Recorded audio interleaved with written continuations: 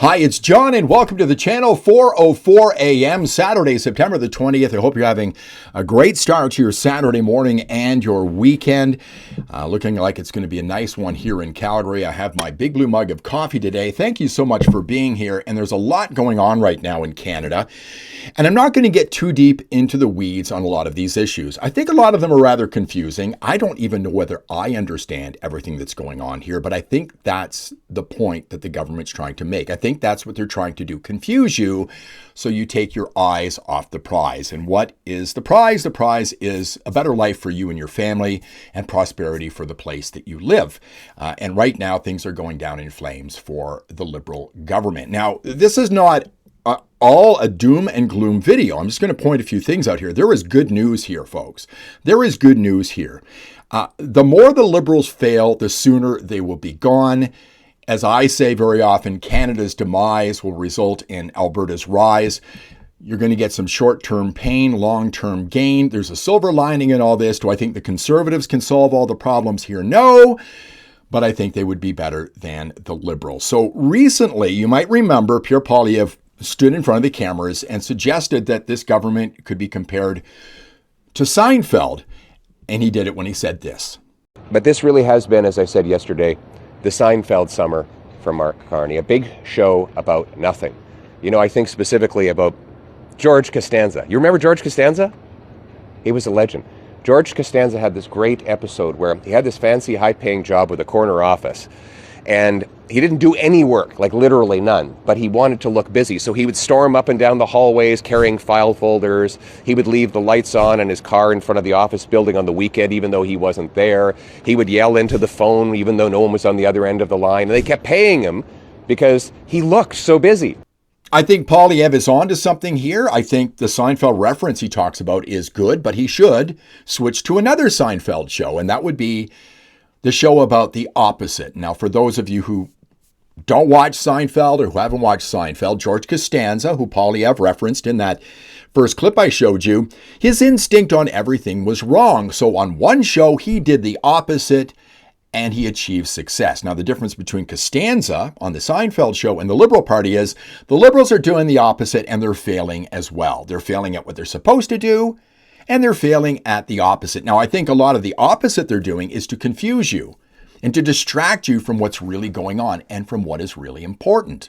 So let's take a look at a couple of things that they're doing that are opposite. Let's talk about crime. So what would you do to keep crime off the streets? Well, you'd lock people up who commit crimes. Don't let them out on bail so they can commit more crimes, and lock them up for longer so they can't commit crimes. Instead, the Liberals do the opposite.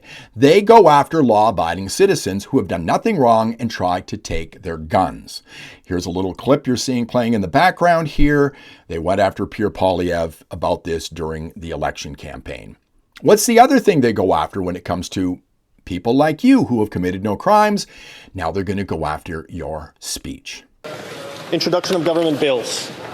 Mr. Fraser, seconded by Mr. Ali, moves for leave to introduce a bill entitled An Act to Amend the Criminal Code, Hate Propaganda, Hate Crime, and Access to Religious or Cultural Places. This motion is deemed adopted. We don't need new laws, folks, on hate. Who decides what is hate? And who are they protecting here? A voting bloc that keeps getting bigger and bigger the more we bring people into this country for the Liberal Party? Are they trying to protect the government from criticism? There's a saying, to learn who rules over you, simply find out who you're not allowed to criticize. So let's move on to the next thing. Let's move on to tariffs. Now, of course, this was the big issue during the election campaign. It was the thing that got Mark Carney elected. And he's doing the opposite now of what he's supposed to be doing. We had a crisis in this country, folks, when it came to tariffs with Donald Trump in the United States of America. But right now, it's not even an issue for Mark Carney anymore. So let's be absolutely clear. Canada currently has the best trade deal with the United States. We've got the best deal with the United States, folks. So we get a double Seinfeld whammy here. Instead of doing what he's supposed to be doing, something, he does the opposite, which is nothing. Okay. But he is doing something. He's going to Mexico, which does a very small amount of business with us compared to the United States. Here he is with his buddy Dominic LeBlanc, flying away on your tax dollars, spreading his carbon dioxide through the atmosphere, looking like he's doing something when he's doing absolutely nothing. Now let's move on to the next thing. What should we be doing?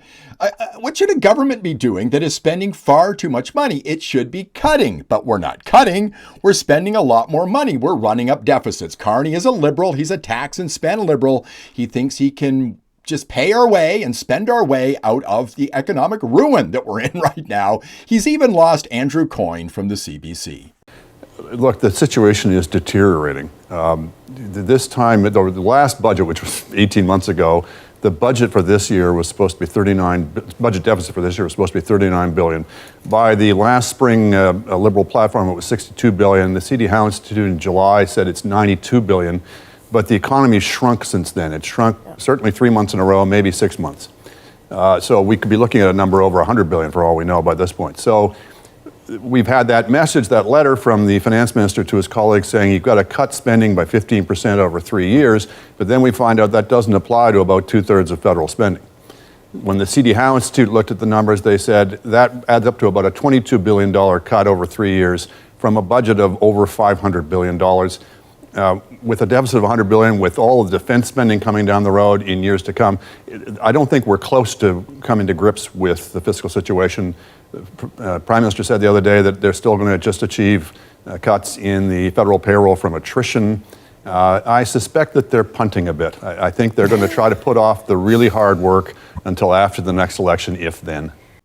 Mark Carney and the Liberals, they want to spend more money when they should be doing the opposite. Now let's move on, folks. We're not done here yet.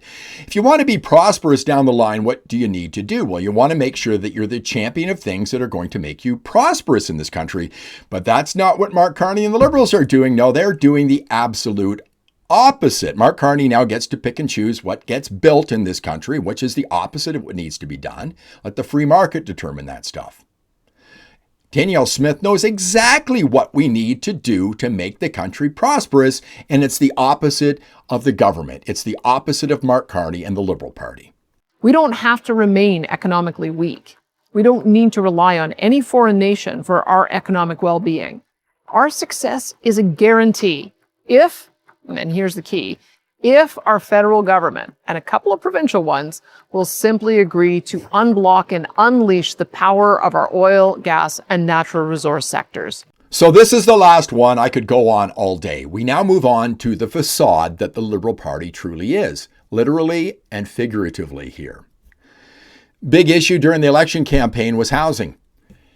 And the Liberals promised a lot of houses, folks. How many? Here's Leslyn Lewis in the House of Commons. Here, the Liberal government plans to build 500,000 new homes. To meet that plan, the government would have to build 1,370 homes every single day. Did the government build 1,370 homes today? The Honourable Minister. To the member, with reference to roads and highways that have received funding over the past decade, over 58,000 kilometers of roads and highways have received funding from the department.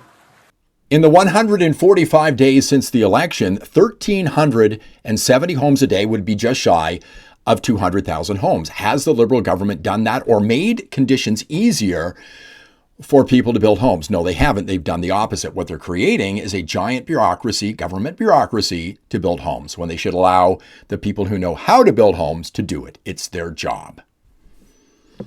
Instead, what they do is they create a facade. I think this is a perfect metaphor for what the Liberal government is.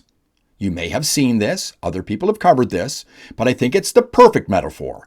The Liberal government is a facade, just like the photo ops they create. Now, here is Barbara Ball, who ran against Mark Carney in Nepean. The people in Nepean did the opposite of what they should have done. They should have voted for this woman. And this is what happened just the other day when Carney was talking about his housing plan. Hey, Nepean, I am at the location of Prime Minister Carney's housing announcement a few days ago, and there is nothing here. So all those buildings were brought in just for the photo op. It's incredible. Well done to Barbara for putting that video up. And how much did that cost taxpayers for that little photo op? The only thing that has to be changed here, folks, and something that needs to be the opposite, is people have to stop supporting this destructive Liberal government.